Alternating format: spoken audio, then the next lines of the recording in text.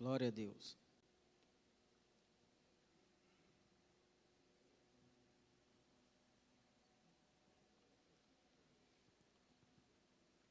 João 5, versículo 1, até o versículo número 8. Leiamos então a palavra do Senhor.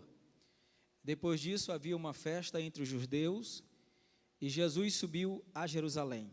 Ora, em Jerusalém, à próxima porta das ovelhas, um tanque chamado em hebreu Betesda, o qual tem 5 alpendres. Nestes jazia grande multidão de enfermos, cegos, coxos, paralíticos, esperando o movimento das águas. Porquanto um anjo descia em certo tempo ao tanque e agitava a água. E o primeiro que ali descia, depois do movimento da água, sarava de qualquer enfermidade que tivesse. E estava ali um homem que havia 38 anos, se achava enfermo. E Jesus, vendo esse deitado e sabendo que estava nesse estado havia muito tempo, disse-lhe: queres ficar são?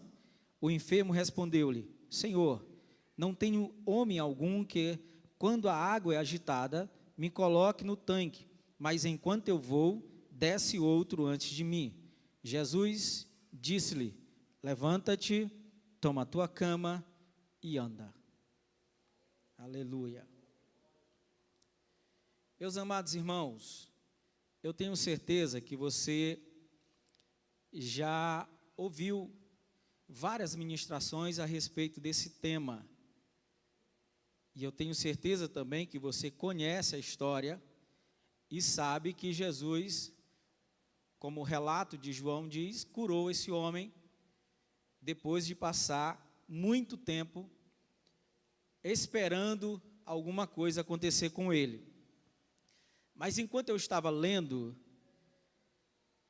para poder ministrar para a igreja, pesquisando, estudando e pedindo para Deus um direcionamento, o Senhor me levou, o Espírito Santo me levou para um outro lado dessa história.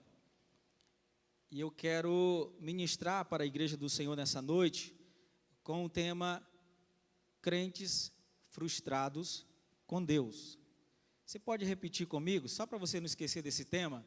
Crentes frustrados com Deus. Amém. Nosso personagem aqui, ele é desconhecido. A Bíblia não relata o seu nome. Os relatos que nós encontramos para essa história são que ele era enfermo, estava doente e há 38 anos sofria dessa enfermidade. João também diz que a única companhia desse homem era a sua cama ou a sua maca. E também temos o relato de que, muito provavelmente, aquele homem não nasceu desse jeito. Ele estava há muito tempo querendo receber um milagre.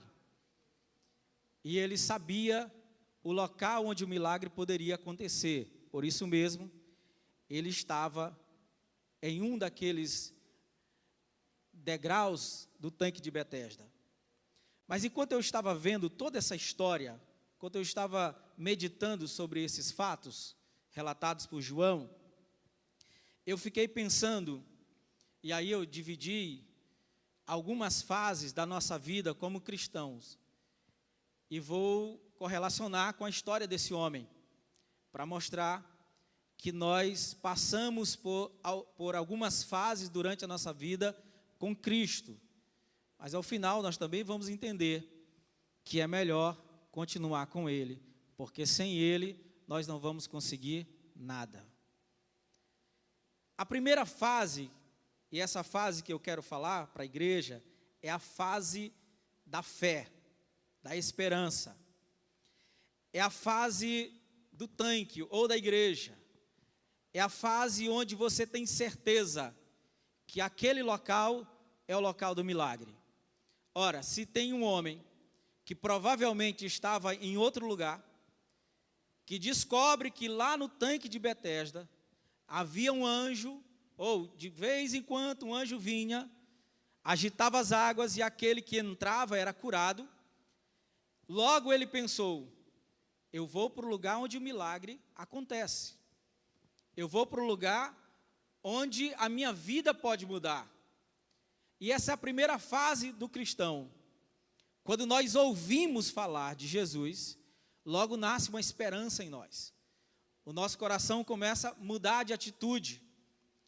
E aqueles que vêm à igreja a primeira vez, escutam a palavra do Senhor, essa palavra entra no coração, eles começam a viver essa primeira fase, a fase da esperança, a fase da fé, a fase do primeiro amor, aquela fase em que ele quer estar presente em todos os trabalhos da igreja.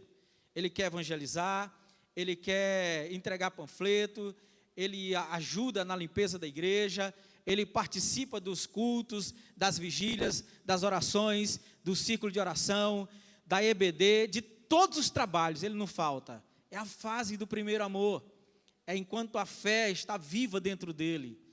E a própria Bíblia diz que a fé ela vem pelo ouvir. Então nós ouvimos falar de Jesus e corremos até ele, encontramos ele e nos abraçamos com ele. Quando eu vi essa fase acontecer, eu entendi que aquele homem, também quando ouviu que lá naquele local, no tanque de Betesda, na porta, lá para a passagem para Jerusalém, eu entendi que aquele homem foi para aquele local porque ele acreditava que lá era o lugar do milagre. Ora, quem não queria ir para um local onde as pessoas estão dizendo que lá tem milagre? Eu já vi muita gente vir à igreja porque alguém falou que se ele vier para a igreja, na igreja Jesus cura, Jesus salva, Jesus transforma, Jesus muda casamentos. E já vi muita gente chegar à igreja por causa daquilo que ele ouviu, ou dessas frases que ele ouviu. Isso é bom, porque a fé e a esperança fazem parte dessa primeira fase de todo cristão. Aquela fase em que nós amamos os hinos da harpa cristã, aquela fase que a gente chora das pregações, aquela fase que a gente faz questão de pegar na mão dos irmãos, de agradecer a ele por ele estar presente no culto. É uma fase maravilhosa. Quem nunca viveu isso? A gente vive essa fase. Talvez você está lembrando dessa fase agora, daquela fase que você chegou na igreja.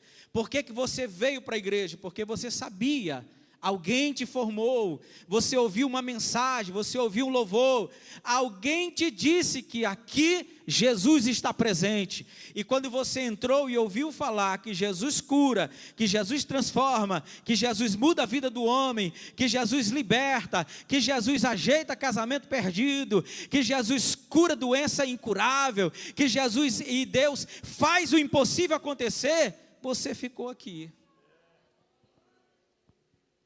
E aí eu fiquei pensando que aquele homem pega a sua companheira, a sua cama, pede alguém para carregá-lo e diz para eles: olha, eu quero ir lá para o local do milagre. Eu até pensei um pouco no impacto quando eu estava pensando nisso. Eu quero ir lá para o local do milagre. Eu quero ir lá para onde tem um anjo que de vez em quando desce, balança a água, mistura a água lá, faz alguma coisa na água, alguém que desce é curado. Eu quero ir para lá. Eu quero estar perto de onde tem milagre. Eu quero estar perto de onde tem poder. Eu quero estar perto da fonte viva. Era isso que ele queria, era tudo que ele queria. Era a primeira fase. Mas aí o tempo vai passando. E aí nós entramos na segunda fase, a fase da desesperança.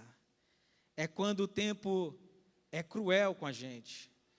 Quando a gente vê que aquelas pessoas que estavam do nosso lado, que nós conhecemos quando chegamos, porque afinal, quando a gente chega sozinho no local, logo a gente faz uma amizade. Logo existem pessoas do nosso lado, sempre tem alguém que a gente tem mais intimidade, sempre tem alguém que a gente tem mais apoio, que a gente conversa mais com um e mais com o outro. Então aquele homem também chegou dessa forma. Quando ele chegou, não conhecia ninguém, mas de repente ele fez uma amizade, e os anos foram passando, e ele começou a ver os seus amigos serem curados e irem embora. Ele começou a perceber que os seus amigos que ficavam com ele ali durante o dia, fazendo as horas passarem, eram os que pulavam primeiro do que ele e foram embora. Aí eu fiquei pensando na igreja. A segunda fase, ela também é cruel, porque é a segunda fase da desesperança. É quando nosso castelo, aquilo que a gente construiu, desmorona, entra em ruínas, e a gente começa a questionar. É o tempo do questionamento. Será porque? Será se eu estou fazendo alguma coisa errada? Será se eu estou em pecado? Será se, e é tanto será, é tanta pergunta que você entra naquela turbilhão de desesperança e começa a acreditar que nada daquilo que você pensou que ia acontecer, vai acontecer. É nessa hora que a gente entra completamente em desespero, a fase da desesperança, a fase quando a gente olha os nossos irmãos que vão embora e que nem dão tchau para nós. São aqueles que receberam bênção primeiro do que a gente, orava junto com você, estava ali do teu lado, estava contigo, ia para o monte, descia do monte, ia para o circo de oração, para onde você ia estava junto, mas aí Deus resolveu abençoar ele e você ficou. E chega aquele momento da crise, da desesperança. E eu fiquei pensando nesse homem, quando ele começou a olhar os seus companheiros indo embora, quando ele começou a olhar os seus companheiros recebendo bênção, e ele continuava com a sua cama no mesmo lugar, e o tempo passando. Essa fase é cruel, quando a gente não consegue mais enxergar a fé, quando a gente não consegue mais enxergar o primeiro amor, quando a gente não consegue mais enxergar que Deus ainda vai fazer alguma coisa pela gente. E aí, nem adianta chamar para oração, nem adianta chamar para EBD, nem adianta chamar para os trabalhos, porque ele não tem mais condições de ir. Está tão descrente e tão aprofundado nessa desesperança, que tudo para ele é sacrifício. Tudo é difícil, tudo é complicado, eu não posso ir, não tem jeito, não tem como, tudo não tem mais jeito. Por quê? Porque perdeu a esperança, entrou numa fase difícil, e essa fase, ela continua se complicando, porque eu encontrei a terceira fase aqui, é a fase da incerteza. Essa fase é a fase que você diz que não tem mais certeza que Deus pode fazer alguma coisa por você, e você não acredita mais que o milagre pode vir um dia. É essa fase que começa as acusações. São nessa fase, por exemplo, que muitas pessoas são caluniadas, muitas pessoas são perseguidas, outras são apontados os dedos, e a coisa mais difícil é você suportar essa fase da incerteza, porque além dos questionamentos que você tem no seu interior, agora você é questionado por outras pessoas. Aqueles que receberam a bênção começam a olhar para você e dizer: e o que está acontecendo com esse coitado, que ele não consegue sair dessa cama, não consegue largar essa maca, por que é que nós conseguimos ser abençoados e ele não? Está em pecado. E essa fase é difícil, a fase da incerteza. E eu fiquei pensando naquele homem, quando ele estava lá, naquela fase, enquanto ele via tudo isso acontecer, e cada vez mais desacreditado, ele se aprofundava na incerteza, no desânimo. E aí a gente chega na quarta fase, que é a fase da frustração. Quando as pessoas estão frustradas, há um sentimento de impotência, há um sentimento negativo que invade a alma. É um estado que o indivíduo já acredita que nada mais é suficiente, ele não tem mais força de reação, ele não consegue mais fazer nada, ele simplesmente aceita: vou morrer, pronto, acabou. Quantos crentes estão vivendo essa fase? É a fase em que o questionamento não é mais com você, é o questionamento que você faz com Deus. É essa fase que começa as dúvidas, e que você começa a perguntar para Deus: será se Deus realmente gosta de mim? Será se Deus ouve as minhas orações? Por que é que Deus é tão mal comigo? Por que que Deus permitiu que meu filho morresse? Por que que Deus permitiu que meu casamento ficasse essa bagunça? Por que é que Deus permite eu passar por isso? Por que é, e por que é, e por que é? E aí as acusações agora é de você para Deus. Essa fase é uma fase muito complicada, porque é nessa fase que nós questionamos a Deus e não conseguimos respostas. E diante dessa luta com Deus, de querer respostas de Deus, nós vamos nos aprofundando cada dia mais, e nós somos invadidos pelos sentimentos de tristeza, desespero, ansiedade e depressão. E aí você vê muito irmão cabisbaixo, muito irmão triste, desanimado. É uma fase de sofrimento. Você não adianta dar uma palavra de ânimo para aquele irmão, porque ele não aceita mais. Nem adianta você estender a mão para fazer alguma coisa por ele, porque ele já não aceita mais. É o crente frustrado com Deus. É aquele crente que questiona Deus a todo tempo. Por que eu, Senhor? Eu tenho certeza que alguém aqui já falou isso para Deus. Será se no meio desse povo todo, o Senhor escolheu a mim para sofrer desse jeito? Por que é que eu sofro desde quando eu nasci? Será se nunca eu vou ter paz na minha vida? Por que é que tudo que eu faço dá errado? Tudo que eu construo desaba. Tudo que eu coloco as minhas mãos não é abençoado. Onde eu coloco meus pés não é abençoado. Parece que tudo se voltou contra mim. Essa fase de desesperança, essa fase de frustração, é a fase do sofrimento interno. É a fase onde muitos crentes abandonam a igreja e vão embora.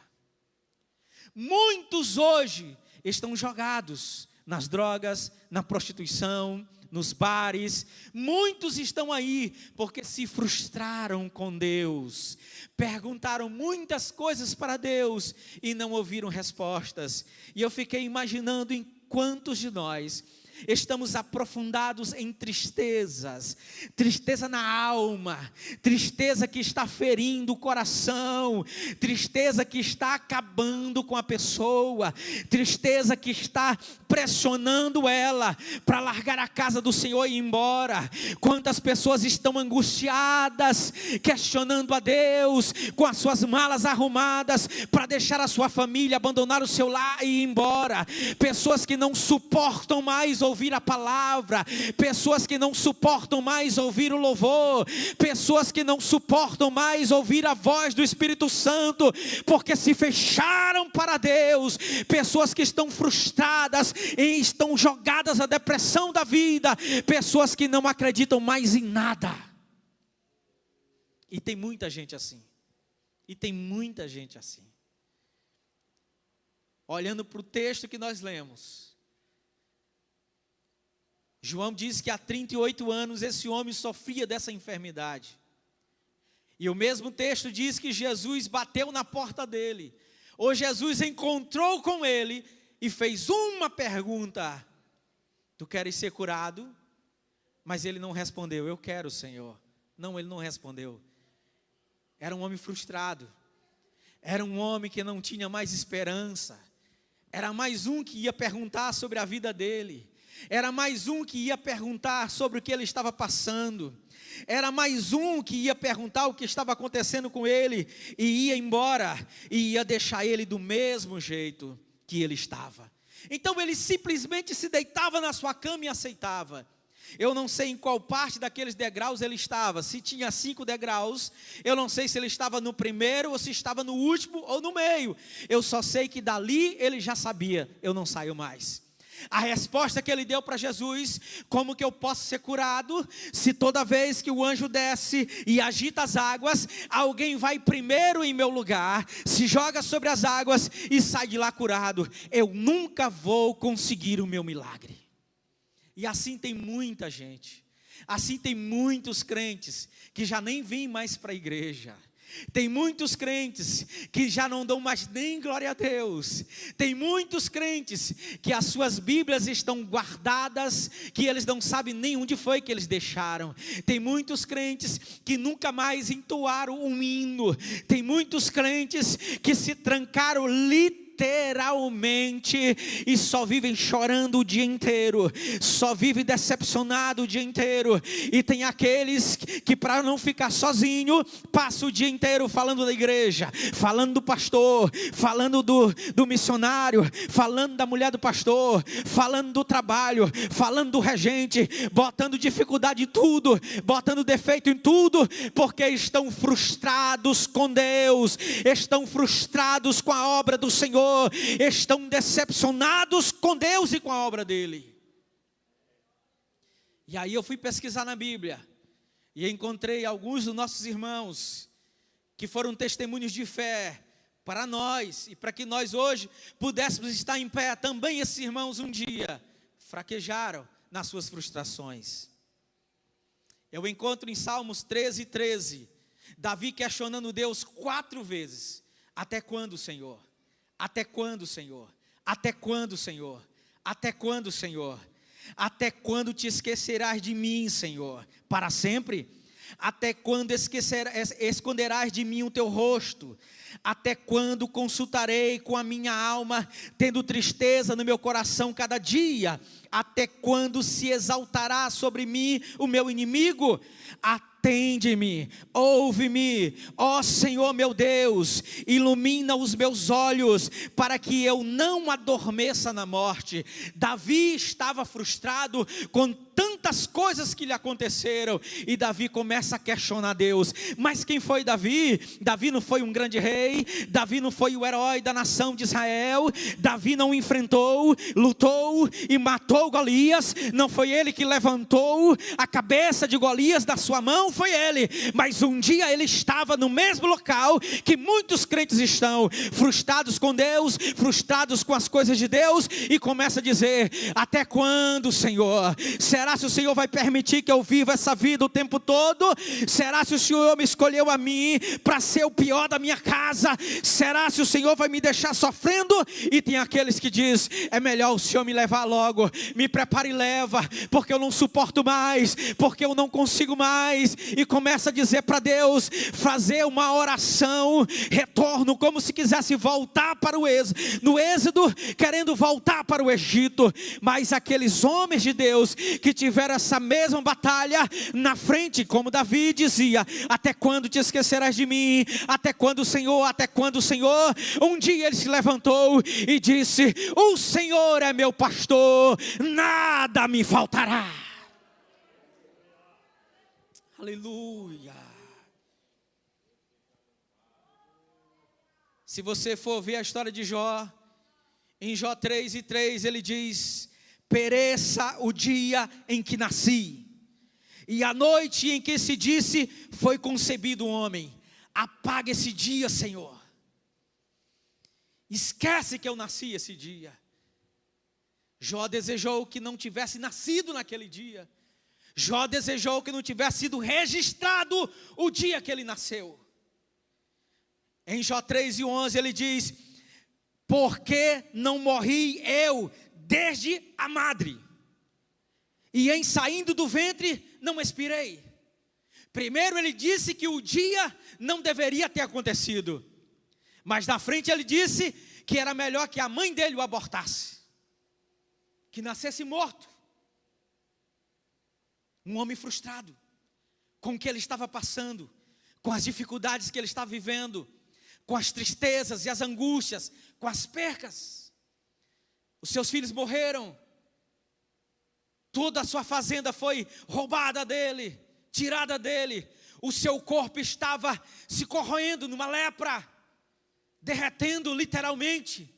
Um caco de telha era a única coisa que ele tinha para passar o dia, enquanto a sua mulher dizia para ele amaldiçoar a Deus.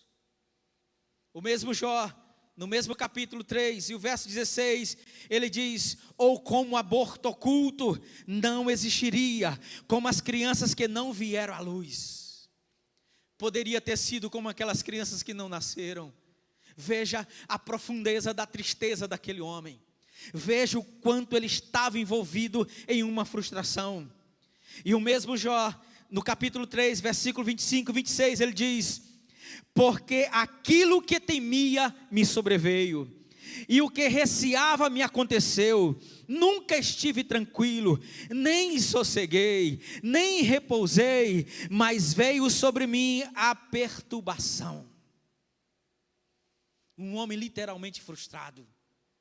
Mas esse mesmo Jó, ele disse um dia: nu eu vim, nu também voltarei, mas para a glória do meu Deus. Aleluia.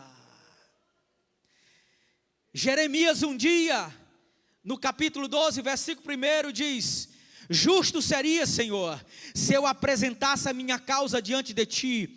No entanto, eu preciso conversar contigo a respeito da justiça. Porque é que o Senhor enriquece os ímpios? Porque que todos os traidores vivem em paz e eu estou sendo oprimido aqui nesse lugar? Por que é que meus inimigos prosperam? Por que é que meus vizinhos têm as melhores casas? Por que é que os meus amigos têm os melhores carros? Por que é que eles têm as maiores empresas? E eu te sirvo em fidelidade. Eu sou fiel no dízimo, sou fiel nas ofertas, e estou indo para a tua casa. Eu sou profeta na tua casa, eu prego, eu canto, eu faço alguma coisa para ti. E por que é que eu não prospero? Eu quero conversar contigo, Deus. Eu quero falar dessa justiça. Depois você lê Jeremias 12, 1. Esse homem em que João descreve no capítulo 5, ele está vivendo a mesma coisa. Ele se encontra com Jesus. Jesus pergunta para ele: tu queres ficar curado? Era a oportunidade chegando, era um milagre batendo na sua porta, era Jesus vindo para salvar a vida dele, era Jesus vindo para mudar a história, mas ele estava tão envolvido no desespero, ele estava tão envolto à angústia, ele estava tão frustrado, que ele não conseguiu ver Jesus, ele não sabia quem Jesus era, ele nem tinha ouvido falar de Jesus, porque o mesmo capítulo lá na frente vai dizer que quando perguntaram para ele quem foi aquele que o curou, ele nem sabia quem era. Ele encontrou com Jesus, mas não sabia quem era Jesus. Tem muita gente na igreja que Jesus está há dias batendo na porta, querendo dar uma nova oportunidade, querendo entregar um milagre, mas a tristeza tem invadido o coração, o desespero e a angústia tem te colocado no chão, e Jesus está batendo, mas o melhor de tudo é que Jesus não saiu de perto daquele homem. Ele começou a rodar e dizer: é porque não tem ninguém para me levar, é porque não tem ninguém para me jogar, é porque isso, porque aquilo. Jesus continuou lá, porque quando Jesus vem entregar o milagre, ele vai resolver o problema, e ele só sai de perto quando ele restaura a vida do homem. Abaixo de cantarás, aleluia, aleluia. Quando tudo está perdido, quando tudo parece que não tem mais jeito, quando a tristeza toma conta do coração do crente, quando a gente pensa em desistir, quando a gente pensa em parar, Jesus vem, Jesus vem, Jesus vem, Jesus vem. A passos largos Jesus vem, Jesus vem. Se você ler a história, havia companheiros do lado daquele homem, havia cegos, coxos, outros paralíticos, havia uma multidão de gente à espera de um milagre, mas Jesus sabia o endereço, Jesus sabia o nome, Jesus sabia quem era, Jesus sabia quanto tempo, sabia o que ele estava vivendo. Jesus veio e não saiu de lá, enquanto Jesus não falou para ele: levanta, toma a tua cama, toma o teu companheiro, toma a tua tristeza, toma a tua angústia, toma a tua depressão, toma tudo que tu está sofrendo, coloca nos teus ombros e sai andando, porque a partir de agora a tua história vai ser outra. Aleluia. Enquanto uma multidão de pessoas da Bíblia e fora da Bíblia começam a questionar a Deus e achar que não tem mais jeito, Abacuque escreve: ainda que a figueira não floresça, nem haja fruto na videira, ainda que a colheita da oliveira decepcione, e os campos não produzam mantimento, ainda que as ovelhas desapareçam do aprisco, e nos currais não haja mais gado, mesmo assim, eu me alegrarei no Senhor, e exulto no nome da minha salvação. Jesus está vindo. Jesus está vindo para te tirar dessa frustração. Jesus está vindo para te tirar dessa angústia. Jesus está vindo para te tirar dessa decepção que tu está passando. Jesus está chegando hoje para entregar o teu milagre. Jesus está chegando hoje para entregar a tua vitória. Jesus está entrando em providência hoje para mudar o quadro que tu está vivendo. Jesus está entrando hoje para mudar o diagnóstico que o homem prescreveu, dizendo que não tinha mais jeito. Arabaxuri andarabaxu decantarás. Aleluia. Eu estava já há uma semana, de segunda passada a segunda ontem, sem conseguir levantar o meu braço, e eu estava lá no monte ontem, lá embaixo com Liliane, ela passando a mão aqui orando, quando os pastores lá em cima começaram a orar por mim, eu escutei aquela oração e disse: Senhor, eu quero o milagre hoje, eu quero a cura hoje. E qual é a mão que eu estou segurando o microfone? É porque o Senhor me deu vitória. O Senhor me deu vitória. Hoje o Senhor está vindo para entregar a tua bênção. Não há impossível para Ele. Não há impossível para Ele, não há impossível para Ele. E o melhor de tudo é que Ele não se decepciona com a tua decepção, Ele não se entristece com a tua tristeza, Ele não se indigna com a tua raiva, Ele não fica triste quando tu diz que não acredita mais nele, Ele não recua quando tu dá passos para trás. Não, Ele vai junto, Ele vai à frente, Ele vai do teu lado, Ele te encontra.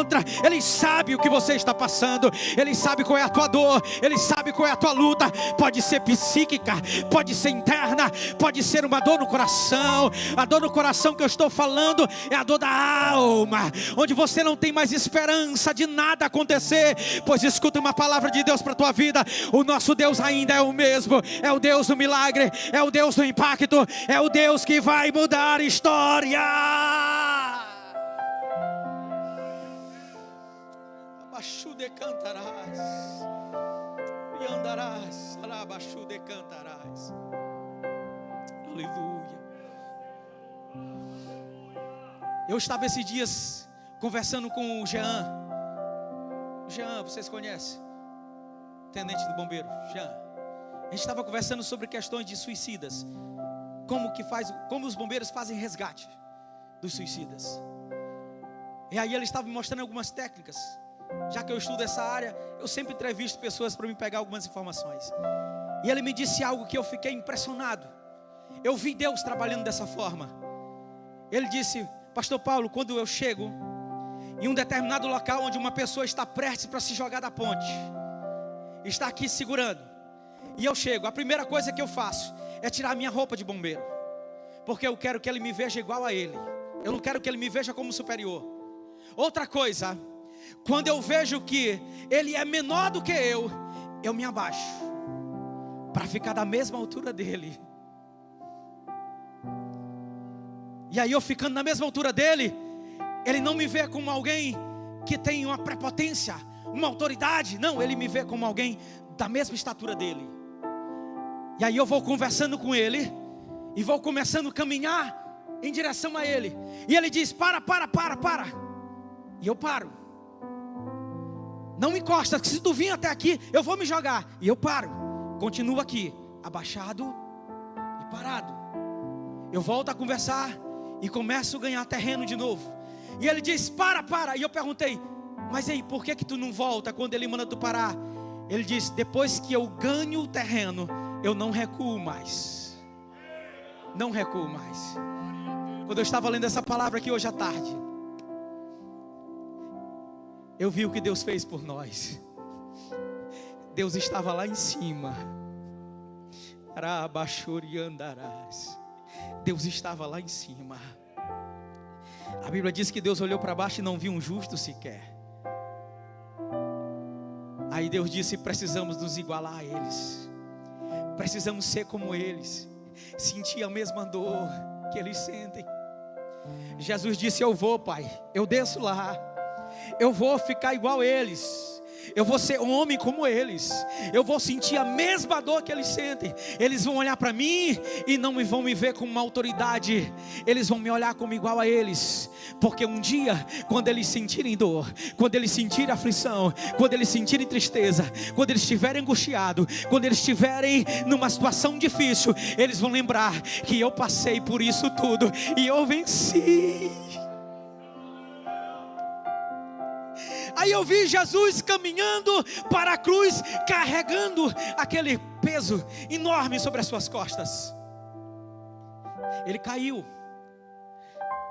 Alguém pegou a cruz dele, emprestado por um tempo, levou, depois devolveu para ele. E eu fiquei pensando, por que Jesus não desistiu ali? Porque Jesus já estava ganhando o terreno para encontrar com a gente.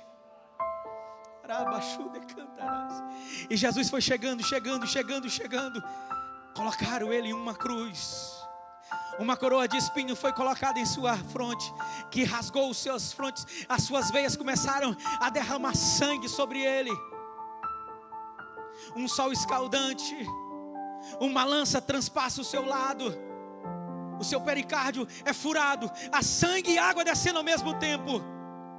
Deram vinagre para ele tomar. Jesus morre. Disseram: acabou. A humanidade está perdida, não tem mais jeito.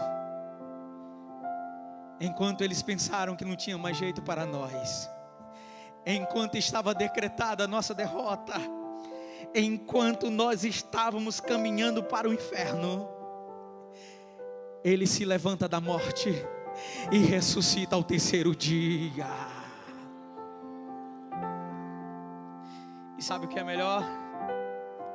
Para você que perdeu a esperança, para você que está completamente desanimado, Jesus ganhou o terreno para encontrar com você. Ele não vai embora, Ele vai ficar do teu lado o tempo todo. E Ele disse algumas coisas para os discípulos: não se preocupa, no mundo vocês terão aflições, mas não se preocupa, porque eu vou estar com vocês. Eu já venci essas aflições, vocês também vão vencer.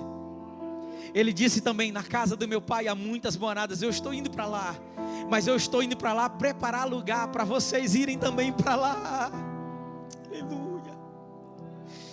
E quando ele subiu para o céu, 40 dias depois que ele tinha ressuscitado, quando ele subiu para o céu, os seus apóstolos estavam parados olhando para cima. Quem sabe algum balançando a cabeça dizendo: e agora? Alguém que estava do lado deles, um anjo disse a eles: varões galileus, o que vocês estão vendo? Esse mesmo Jesus que vocês viram subir, vocês também verão Ele voltar. Não te preocupa não, Jesus te ama, viu? Não te preocupa não, Jesus te aceita como tu é. Não te preocupa não, Ele sabe o que tu está passando. Não te preocupa não, Ele sabe a tua dor, Ele conhece a tua dor, Ele sabe o mais íntimo do teu coração, o mais profundo. Ele vai lá dentro agora, arrancando toda a tristeza do teu coração e toda a tristeza da tua dor, para te levantar de novo e te dizer: depressão não, ansiedade não, tristeza não. E se tu cantava antes, tu vai cantar mais ainda a partir de agora. E se tu pregava antes, tu vai pregar mais ainda agora com ousadia. E se tu evangelizava antes, o teu coração vai arder. E tu vai entrar lá na equipe do pastor Dário e dizer: pastor, me coloca urgente nessa equipe, porque o meu coração está ardendo por evangelismo. Eu preciso falar para essas ruas do Quatraque que Jesus é bom, que Jesus é bom, que Jesus é bom. Aleluia. Não te preocupa, porque o meu Deus ainda é o mesmo, e Ele sabe o que está fazendo. Amém.